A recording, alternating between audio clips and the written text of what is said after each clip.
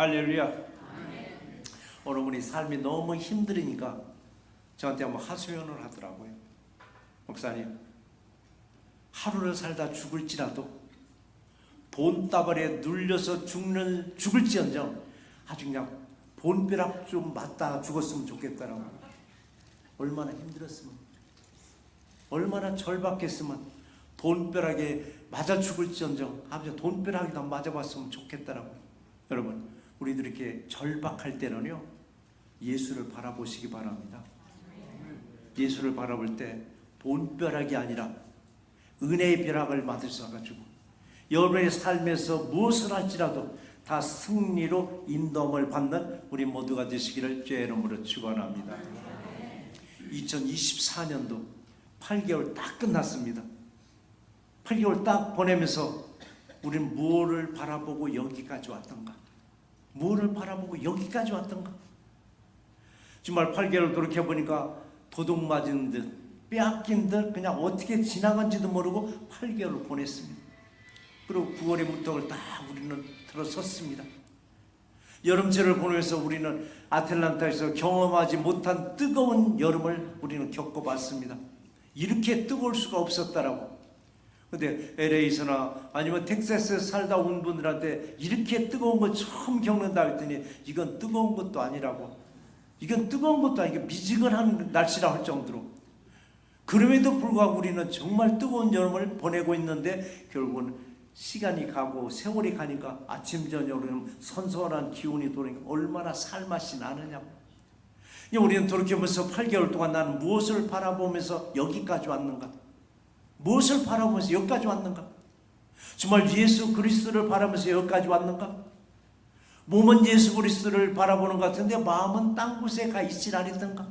우리 몸과 마음이 하나를 바라보고 하나를 향해서 전진해야 되는데 각각 몸이 가는 방향, 마음이 가는 방향, 그렇게 해서 8개월을 보내지는 아니했던가? 8개월을 보내면서 내 마음도 내 마음대로 하지 못하는 내가 아니었었던가? 이제 고인이 됐지만은 고 함석현 선생님이 그런 말씀하시더라고. 산을 움직일 만한 믿음은 사실은 내 마음을 움직이는 거라고. 산보다 더 무거운 게 뭐냐면 내 마음이라고 했더라고요. 산보다 더 무거운 게 여러분의 마음이라고 했어요. 맞는 말씀이에요. 근데 내 마음도 여러분의 마음대로 움직일 수 있느냐고요? 여러분 마음대로 움직이지 못합니다. 누가 움직여? 오직 성령님만이 저와 여러분의 마음도 움직이게 하시니까 성령의 뜻대로 오직 예수만 바라보는 우리 모두가 되시기를 주의 이름으로 축원합니다. 하나님 우리에게 주신 말씀이 두 가지인데 첫 번째 말씀은요, 우리를 구원하기 위해서 십자가를 지신 예수를 바라보라고 했습니다. 산을 옮길 만한 믿음이 있을지라도, 내가 나를 컨트롤하지 못하는 사람이 있을지라도, 또 내 몸도 내 마음도 움직이는 사람들 또 있습니다. 자, 그러면은 내 마음도 내 몸도 움직이는 사람은 어떤 사람일까? 어떤 사람이 과연 내 몸도 내 마음도 움직일 수 있을까 했더니, 남을 다스리기 전에 나 자신을 다스릴 수 있는 사람, 남을 다스리기 전에 나 자신을 다스릴 수 있는 사람, 나 자신을 누가 다스려? 성령님의 다스림을 알고 늘 성령님의 도우심을 구하는 사람이 나 자신을 다스리는 사람입니다. 나 자신을 다스린다는 거는요, 가장 크게는 두 가지입니다. 하나는 좋은 일을 절제할 수 있는 거. 입에서 입이 찢어질 만큼 좋은 일이 있는데 그걸 또 어려운 사람들 앞에서 함부로 그 표를 낼 수는 없으니까 그건 잘 절제를 잘 합니다. 근데 절제할 수 없는 게, 다스릴 수 없는 게 뭐냐면 자신의 화를 정말 나는 다스릴 수 있는가? 내 안에 화를 나는 얼마나 다스릴 수 있는가? 내 안에 있는 화를 나는 다스리지 못하고 남을 다스리려고 하다 보니까 이게 다 실패로 돌아가더라고요. 옛날 중국의 사서 삼경 중에서 대학에서 그런 말이 나옵니다. 수신제가 치고 평천하 지분. 나를 다스리고 그리고 가정을 다스리고 그리고 세상을 다스리라고. 나도 나를 다스리지 못하고 가정 못 다스리더라고요. 가정도 못 다스리는 사람이 나를 다스린다고 실패하다는 얘기입니다. 자, 우리는 구약으로 가서 구약의 가장 위대했던 인물 모세를 한번 보시자고요. 모세는 정말 자기 자신을 얼마나 다스렸던가. 모세가 미디안 광야에서 방랑 생활할 때 하나님을 만났습니다.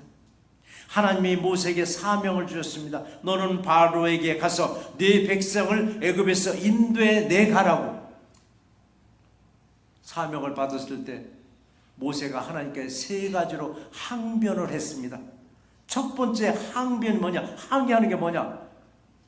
나에게는 따라주는 추종자도 한 명도 없다. 나를 따라주는 사람이 한 명도 없는데 내가 어떻게 바로를 찾아가서 내 백성을 애굽에서 인도해 내라고 말할 수 있겠느냐? 두 번째 항변은 뭔지 아세요? 하나님의 나에게는 은사도 없습니다. 나에게는 능력도 없다고. 세 번째 항변이 뭐냐면 나는 말주변도 없다라고 했습니다. 말주변도 없다라고. 이렇게 자신감이 없는 모세에게 하나님이 질문합니다. 모세야, 네 손에 무엇이 있느냐? 네 손에 무엇이 있느냐? 하나님, 아무것도 없지 않느냐? 아니야, 네 손에 뭐가 있어? 네 손에 뭐가 있느냐 했더니 모세가 지팡이 하나, 나무 지팡이 하나 있다고 하면서 자신감이 없는 모세에게 세 가지 능력을 주십니다. 모세부터 세 가지 못한다고 항변을 들었는데 하나님은 세 가지를 능력을 주시는데 첫 번째 능력이 뭐냐? 네 손에 있는 나무 지팡이를 땅에 던지라고. 땅에 던지니까 뭐가 돼요? 뱀이 됐다고 했습니다.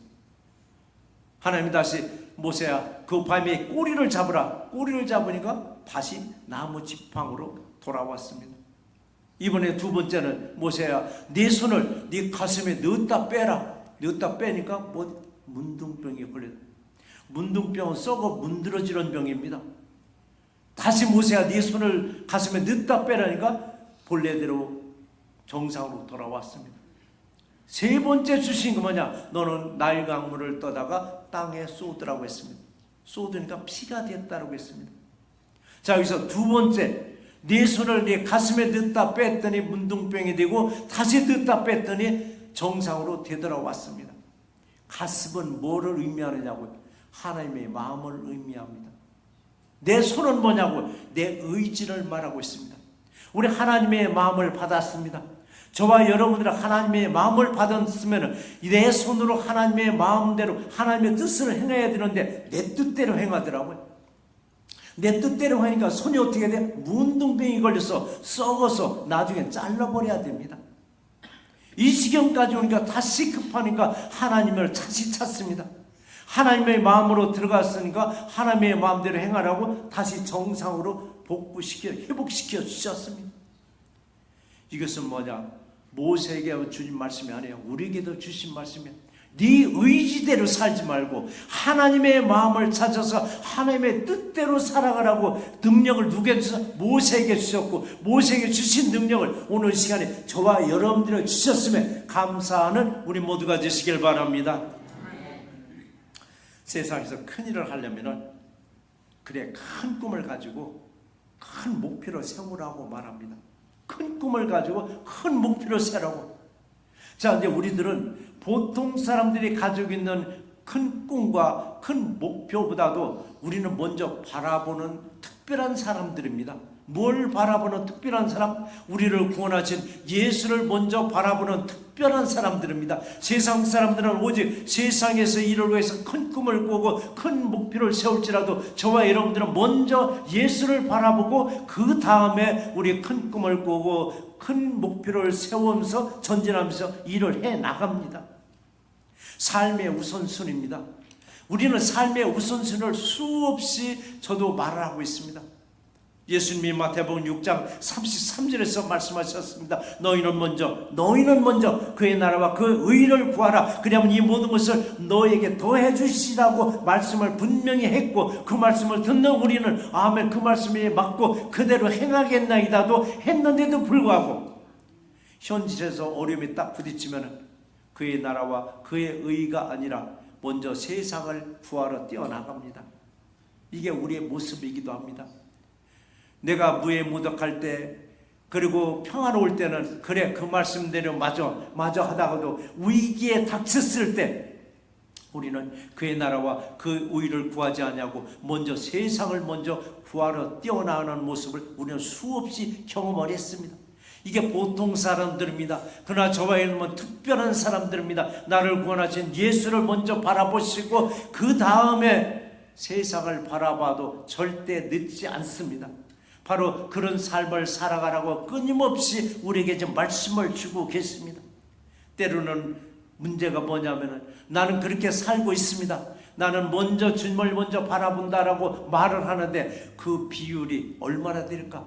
100이라는 비율에서 과연 결국 1% 2%만이 주님을 바라봅니다. 바라보는 것도 뭐냐? 급해서 뭔가 구하려고 주님을 바라보지 그 나머지는 내 멋대로 내 뜻대로 행하는 일이 더 우리는 수없이 있었습니다. 풍요로움과 빈곤이 내 앞에서 어른거려도 우리는 예수만 바라보는 믿음인가? 아니면 은혜로우면 하하거리고 세상 다 얻은 것처럼 그렇게 자신만만하다가도 조금만 어려움이 있고 은혜가 바닥나면은 세상 다 잃어버린 것처럼 오만상 찌푸리고 그러고 다닐 것인가? 자, 우리는 어떻게 살아갈 것인가? 살다 보니까 때로는 부족할 때도 있습니다. 여러분, 살다 보면 부족할 때도 있습니다. 살다 보면 사람과의 관계에서 부딪힐 때도 있습니다. 우리는 인간관계가 좀 부딪힐지라도 뒤틀지라도 살다가 조금 부족할지라도 우리는 그럴 수도 있지 하면서 툴툴툴 털어버리고 십자가를 지신 예수님을 바라보러 승리하는 우리 모두가 되시기를 주의 이름으로 축원합니다. 예수님은 우리의 기쁨을 위해서 십자가를 지시고 죽기까지 했습니다. 죽기까지 했습니다. 그럼 우리는 이웃의 기쁨을 위해서, 우리는 교회의 기쁨을 위해서 혹시라도 십자가를 져보셨는가요? 십자가를 져보셨는가요? 이걸 기쁨으로 짊어지면 쉽고 가볍습니다. 그러나 마지 못해서 체면 때문에 이 십자가를, 교회의 십자가를, 이웃들의 십자가를 짊어졌다면 무겁고 버거우면 내려놓습니다. 내려놓으면 끝은 난 줄 알았습니다. 여름에 지고 하던 십자가 그냥 속된 말로 패대기 치면 끝날 줄 알았습니다. 근데 주님은 그냥 안 넘어가더라고요. 기억하고 있다가 다시 짊어주는데, 전에는 50파운드짜리를 짊어주는데 이번엔 60파운드, 10파운드 더 올려서 또 짊어주더라고요. 사람이 살다 보면 참 놀라운 것은 인간관계의 그 섭섭한 것을 예수님께 항의하더라고요. 어떻게 항의하는 줄 아세요? 어떻게 항의해요? 지고 가던 십자가를 벗어버리고 그때부터는 예배도, 기도도, 말씀도, 교회도 띄엄띄엄 빠지기 시작하더라고요. 이게 사실 우리들의 모습이기도 합니다. 우리 모두 모습. 위에서 바라보던 예수님이 한탄하십니다. 너는 나와의 관계에서 섭섭한 것이 아니라 사람과의 관계에서, 교회의 관계에서 섭섭한 것을 왜 나한테 항의하느냐라고. 너는 왜 나한테 항의하느냐고. 여러분, 누가 손해볼까요? 주님이 손해? 주님 절대 손해 안 봐요. 결국 내가 손해보더라고요. 뭐 때문에 손해보는가? 영적으로 내가 퇴보되더라고요. 똑같이 나갔는데 어느 순간에 내가 예배도, 기도도, 말씀도, 교회도 자꾸 빠먹으니까 어느 순간에 내가 영적으로 퇴보되고 내가 손해보더라고요. 우리의 구원을 위해서 십자가에서 죽으신 예수님을 본받고 내게 주어진 십자가를 기쁨으로 지고 가는 우리 새롭게 모두가 되시기를 주의 이름으로 축원합니다. 어느 누구든입니다. 무엇을 바라보는 믿음인가에 따라서 교회의 십자가도, 이웃들의 십자가도 은혜로 지고 갈 수 있습니다. 십자가는 뭐냐고요? 고난이더라고요. 이웃의 고난을, 교회의 고난을 우리는 같이 지고 갈 수 있는가? 그런데 세상만 바라보는 믿음이라면 사소한 관계에서 섭섭함이 생기면 꼭 예수님께 무언으로 저항을 합니다. 무언이 뭐냐고요? 소리 없이 예수께 저항하기 시작하더라고요. 애꿎은 예배만 자꾸 빼먹습니다. 애꿎은 예배만 빼먹는 거예요. 그런데 자신의 뜻을 이렇게 누구한테 보여줘요? 사람들한테 보여주고 교회에 보여주고 그리고 주님께 보여주더라고요. 그래 보니까 사람들은 잘 몰라요. 아무개 바빠서 자꾸 빠진대. 아무개 바빠서 빠진대. 근데 누가 꿰뚫어 보고 계시느냐고. 주님은 꿰뚫어 보고 계시더라고. 주님은 우리들의 마음도 감찰하고 계십니다. 내가 무슨 말을 할지도 다 알고 계신다고 했습니다. 속일 수 없는 분이 바로 예수 그리스도라고. 그래서 예수님은 우리들의 믿음의 주인이십니다. 예수님은 우리들의 믿음의 완성자이십니다. 오직 예수만 바라보고 승리하는 우리 모두가 되시기를 제 이름으로 축원합니다. 두 번째 우리에게 주시는 말씀은 뭐냐? 하나님 우편 보좌에 앉으신 예수님을 바라보자라고 했습니다. 주님은 우리들에게 삶의 부유를 주셨습니다. 삶의 부유는 물질의 부유만이 아닙니다. 믿음의 부유를 주셨습니다. 여러분에게 믿음의 부유를 주셨습니다. 예수는 우리들의 믿음의 부유를 주시기 위해서 십자가에서 온갖 고통과 수모를 다 겪으시고 그걸 부끄러우지 않냐고 마지막에 죽기까지 하셨습니다. 그런데 우리는 십자가를 좀 지자면은 아이고 부끄럽다고 창피스럽다고 십자가를 지려고 하지 않습니다. 근데 이는 십자가를 예수님은 지시고 나중엔 죽기까지 하는데 부끄러워하지 아니하더라고 했습니다. 살다 보면 그래요. 물질을 넉넉하게 줄 때도 있고 살다 보면 우리의 물질을 또 아주 부족하게 줄 때가 있습니다. 부족한데도 우리는 감사가 나왔습니다. 넉넉할 때도 감사가 나왔습니다. 아니 어떻게 해서 부족한데도 넉넉한데도 감사가 나오는가? 우리는 압니다. 주신 이도 하나님이시오. 그걸 다시 걷어가는 이도 하나님이신 줄 잘 압니다. 걷어갈 때도 우리가 왜 감사하여가 나오는가? 걷어갔으니까 다시 주시겠다는 기대감이 생기니까 얼마나 감사하냐고요. 그래서 우리는 이래도 감사 저래도 감사를 여길 때 바라볼 수 있는 것은 오직 예수 그리스도밖에 없다고 우리는 스스로가 고백할 수밖에 없습니다. 지금 이 시간에도 하나님 우편 보좌에 앉아 계신 예수님을 바라볼 때 내가 겪는 고난이 위로가 됩니다. 주님은 나를 위해서 죽기까지 했는데 나는 그래도 죽을 지경까지는 안 됐으니까 그 고난이 오히려 우리에게 위로가 됩니다. 하나님 우편 보좌에 앉아 계신 예수님을 우리가 바라봤더니 주님도 우리를 바라보면서 눈이 딱 마주치게 되어 있습니다. 누가복음 19장에서 보면 예수님이 여리고성을 지나가는 장면이 나옵니다. 여리고성을 지나간다는 소문을 들은 그 동네 부자 사람 삭개오라는 사람이 예수님을 만나보고 싶었습니다. 사람들이 줄 서 있는 쪽에 파고 들어가니까 키가 작은 삭개오는 볼 수가 없어요. 예수를 볼 수가 없더라고. 키가 작아서. 그럼 비상수단이 뭐냐고요? 부자라는 체면이고 뭐고 다 벗어버리고 나무 위로 올라갔습니다. 그 나무가 어느 번역서에는 뽕나무라고도 하고 어느 번역서는 돌무화과 나무라고 그러는데 어쨌든 나무 위로 소위 말해서 올라갔습니다.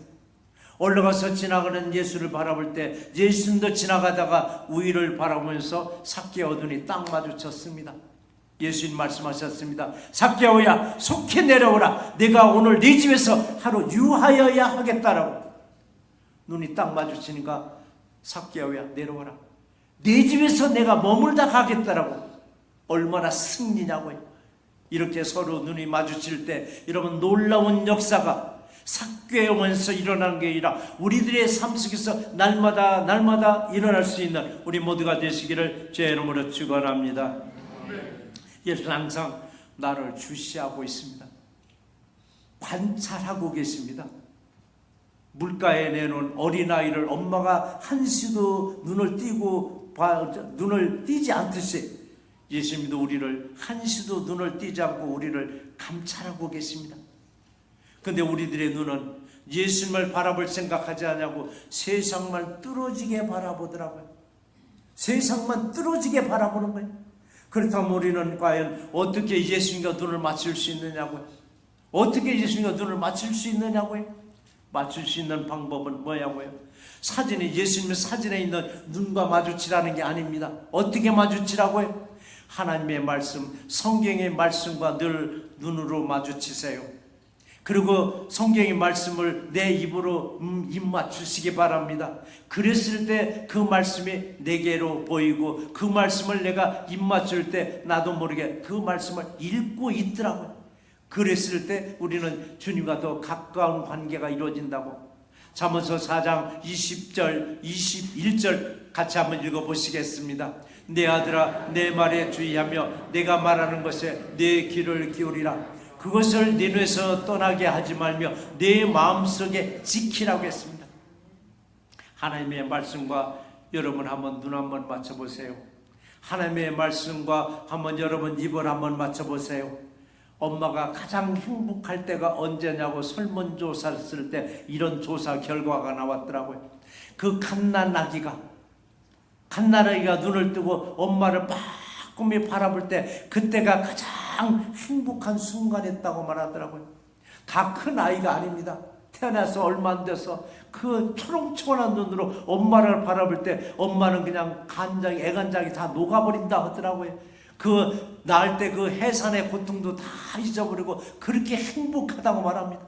우리 새날교회는 눈만 뜨면 뭘 하라고요? 세상을 바라보는 것이 아니라 하나님의 말씀을 먼저 눈 맞추라고 합니다. 그리고 하나님의 말씀과 입을 맞추라고 합니다. 누구에게 입을 맞추라고? 시편 2편 12절에 보면 그 아들에게 입 맞추라고 했더라고요. 누구에게? 예수에게 입 맞추라고. 뭘로? 하나님의 말씀으로 입 맞추시기 바랍니다. 매일 아침이든 매일 새벽이든 눈만 뜨면 제일 먼저 하나님의 말씀으로 입 맞추고 눈을 맞춰서 하나님의 말씀을 읽을 때 나도 모르게 누구를 바라봐요? 오직 예수만 바라보는 믿음으로 더욱더 성장시켜 주실 줄 믿습니다.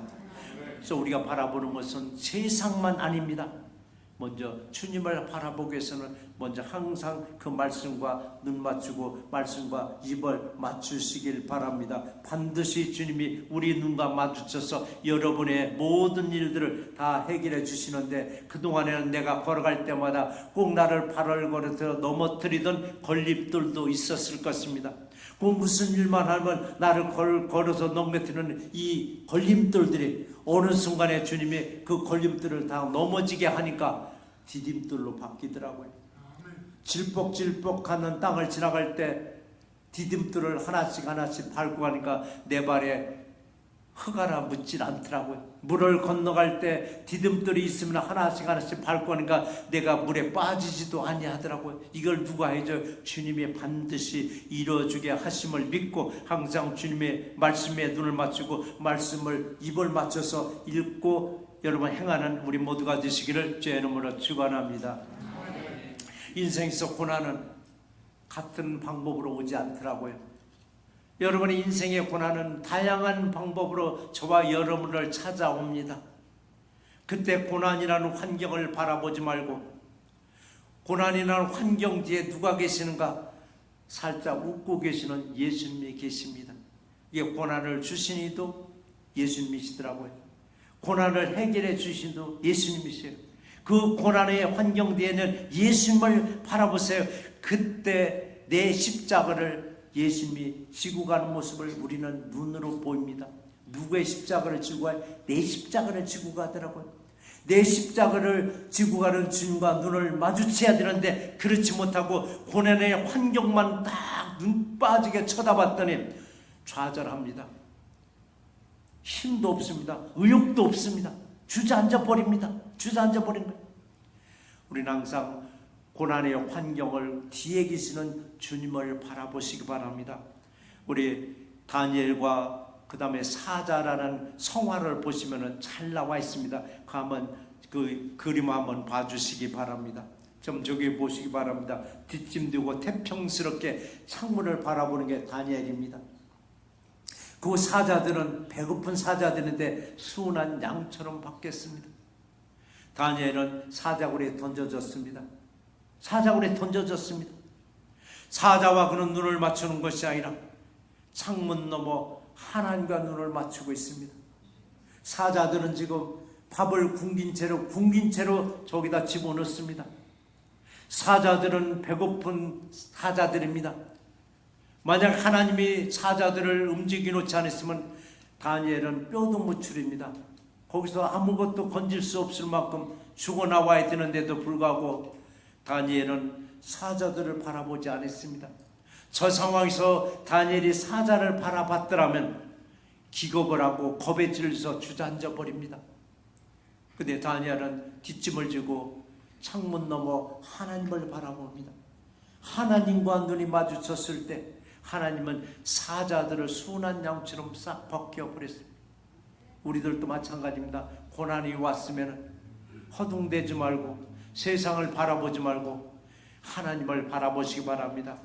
주님을 바라볼 때 바로 다니엘의 승리한 것처럼 저와 여러분도 반드시 승리할 줄 믿습니다. 믿음으로 승리한 사람들, 히브리서에 보면 믿음으로 승리한 사람들 이름이 쫙 나와 있습니다. 믿음으로 승리한 사람들은 어떤 사람들이 증인인가 했더니 오늘 1절에서 서두에서 그런 말씀을 하셨습니다. 구름같이 둘러싼 허다한 증인들이 있으니, 구름같이 둘러싼 허다한 증인들이 있었으니, 이 증인들은 누군가? 히브리서 11장에 나오는 믿음의 영웅들입니다. 그 믿음의 영웅들, 11장 전체가 다 구약에서 상냥 믿음의 영웅들입니다. 믿음의 영웅들이 누구를 위한 증인인가 했더니 예수 오심을 기다리던 증인들이라고 말을 했습니다. 이들은 믿음으로 예수가 오실 증거를 받았지만 이들은 약속을 받지 못했다고 히브리서 11장 끝절에서 그러더라고요. 증거는 받았는데 약속은 받지 못했다고. 약속이 뭐냐고요? 구원의 약속입니다. 구원의 약속. 구약에서는 이들이 구원의 약속을 받지 못했습니다.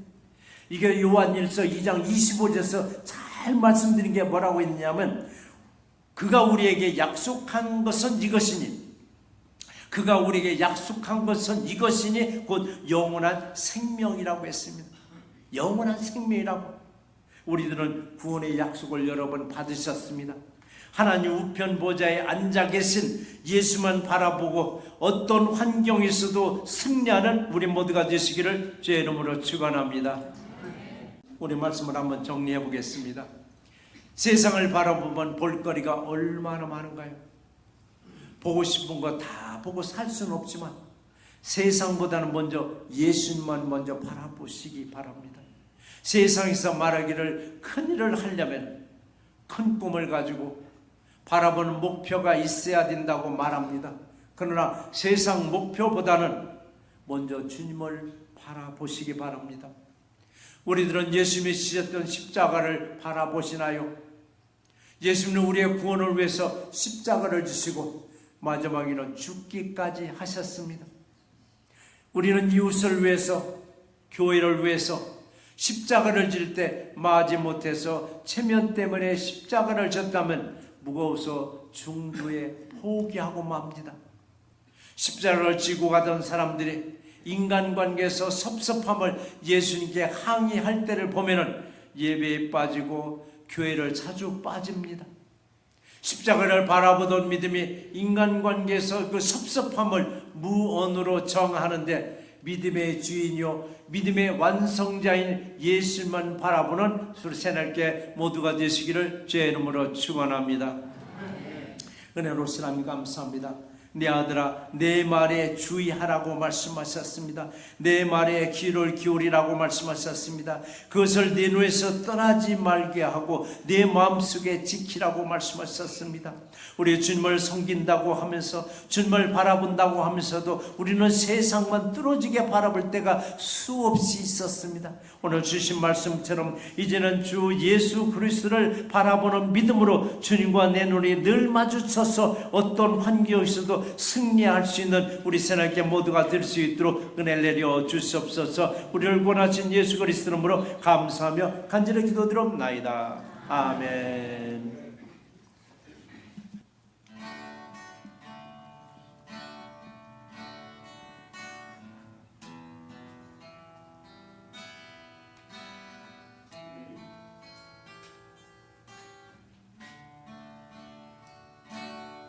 날마다 숨쉬는 순간마다 내 앞에 어려운 일 보내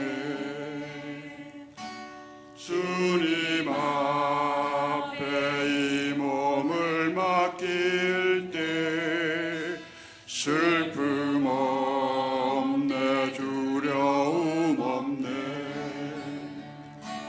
주님의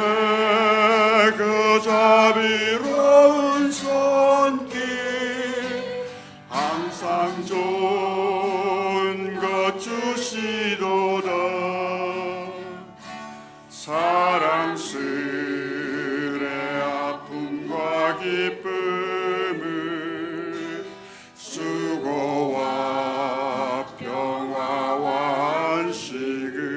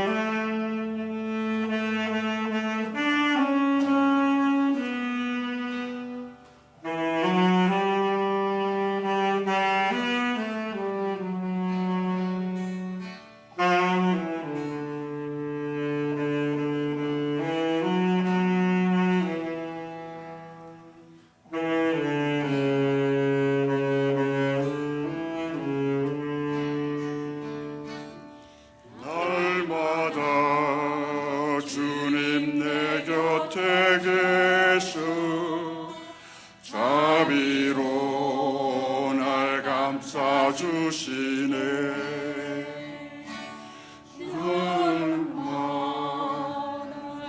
몸을 맡길 때 힘주시네. 위로함 주네. 어린 나를 품에 안으시사 항상 평안함 주시도다. 내가 살아 숨을 쉬는 동안 살피신다 약속하셨네. 흘러가는 순간순간마다 주님 양